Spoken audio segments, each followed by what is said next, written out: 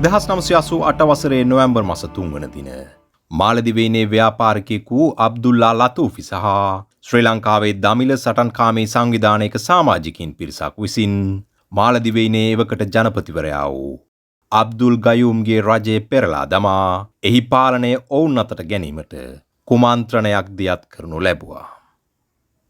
ඉන්පසුව සිදු වුණේ කුමක්ද?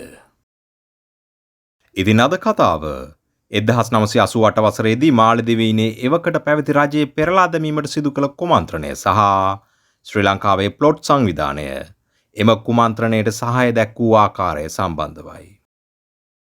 ආසියාවේ කුඩාම රාජ්‍ය ලෙසින් හැඳින්වෙන මාලදිවයින ඉන්දියන් සාගරයේ උතුරු මැද කොටසේ ඉන්දියාවට සහ ශ්‍රී ලංකාවට නිරිත දෙසින් පිහිටා ඇති දූපත් සමූහයක්.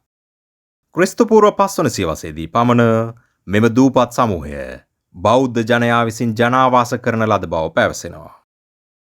මෙලෙස මාලදිවයින මුල් කාලයේ ජනාවාස කරනු ලැබුවේ ශ්‍රී ලංකාවෙන් සහ දකුණු ඉන්දියාවෙන් පැමිණි ජනතාව විසින් විය හැකි බවට විශ්වාස කරනු ලබනවා.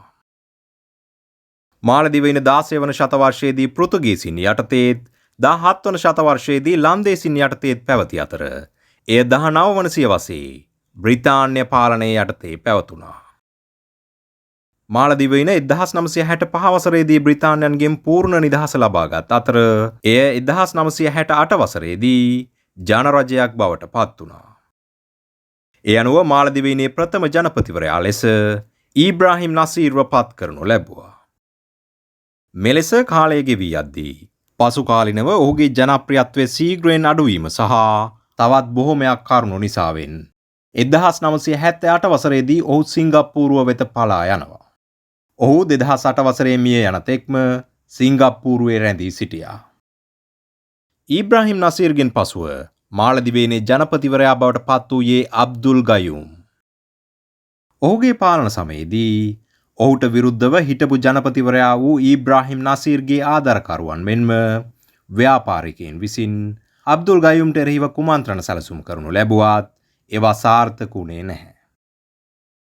මේ කෙසේ නමුත් 1988 වසරේදී මාලදිවයින් ව්‍යාපාරිකයෙකු අබ්දුල්ලා ලතූෆි විසින් අබ්දුල් ගයූම්ගේ ඒකාධිපති රජයට එරෙහිව කුමන්ත්‍රණයක් සැලසුම් කරමින් සිටියා.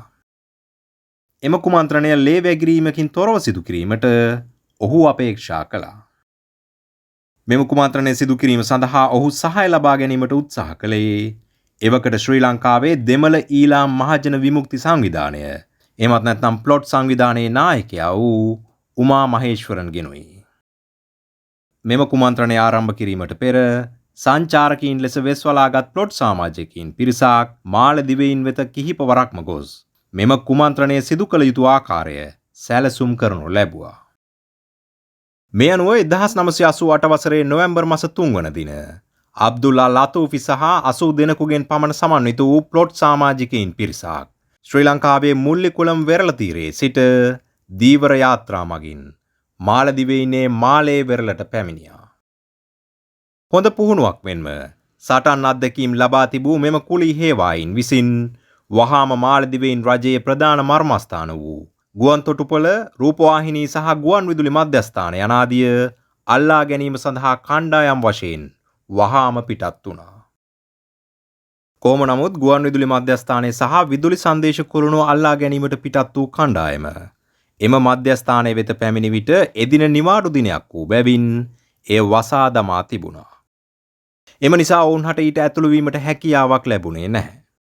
නමුත් ඔවුන් පුපුරන ද්‍රව්‍ය යොදා එයට ඇතුළු වීමට තිබූ දොරවල් පුපුරවා හැරීමට උත්සාහ කළ නමුත් ශක්තිමත් වාහනේ දොරවල් වලින් සකස් කර තිබූ එම ස්ථානයට ඔවුන්ට ඇතුළු වීමට හැකියාවක් ලැබුණේ නැහැ. මේ අතරම කුමන්ත්‍රණකරුවන්ගෙන් එක් කණ්ඩායමක් මාලදිවයින් හමුදාව රැඳී සිටින ස්ථානයක් වෙත ඇතුළු වීමට යන අතරම එම කණ්ඩායම සහ මාලදිවයින් හමුදා බටයින් අතර වෙඩි හුවමාරුවක් ඇති වුණා.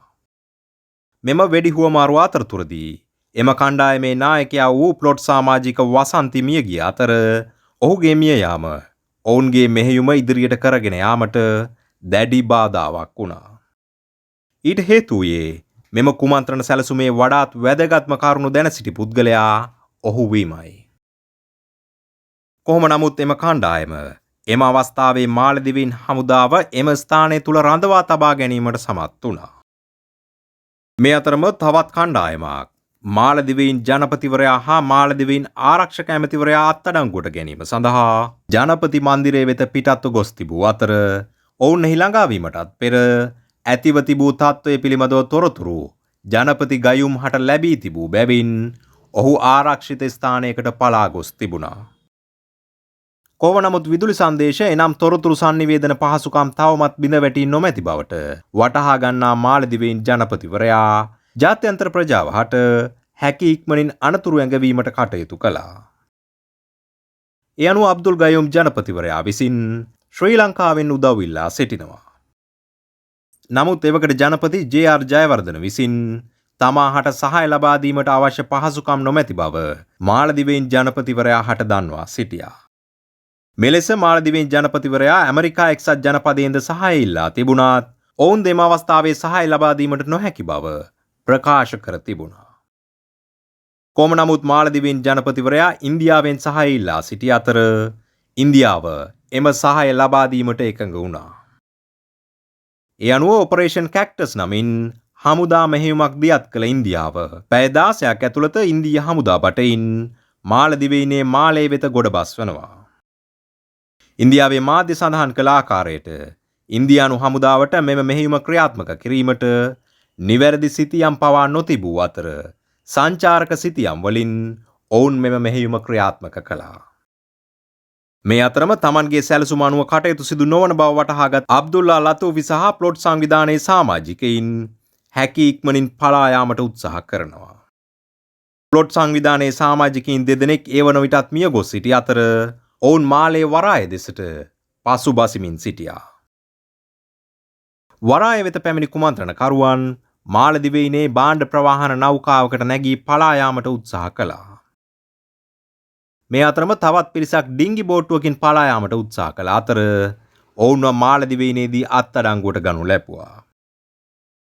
කෙසේ නමුත් ඉන්දියානු නාවික හමුදාව ඔවුන් පසුපස ලුහුබැඳ පැමිණි අතර අවසානයේදී කුමන්ත්‍රණකරුවන් ඔවුන්ට යටත් වුණා. මේ සියල්ල අවසානයේදී අබ්දුල්ලා ලතූෆි හට ජීවිතාන්තය දක්වා සිරදඬුවමක් නියම වූ අතර මාලදිවයින් ජනපති අබ්දුල් ගයුම් 2008 වසර වන තෙක් බලයේ රැඳී සිටියා. මේ කොහොම නමුත් ප්ලොට් සංවිධානයේ නායකයා වූ උමා මහේශ්වරන් මෙම කුමන්ත්‍රණය ශ්‍රී ලංකාවේ සිට මෙහෙය වූ අතර 1989 වසරේදී කොළඹදී ඔහු ඝාතනය කරනු ලැබුවා. නමුත් ඔහුව ඝාතනය කරේ කවුරුන්ද යන්න පිළිබඳව නිශ්චිතව තොරතුරක් වාර්තා වන්නේ නැහැ.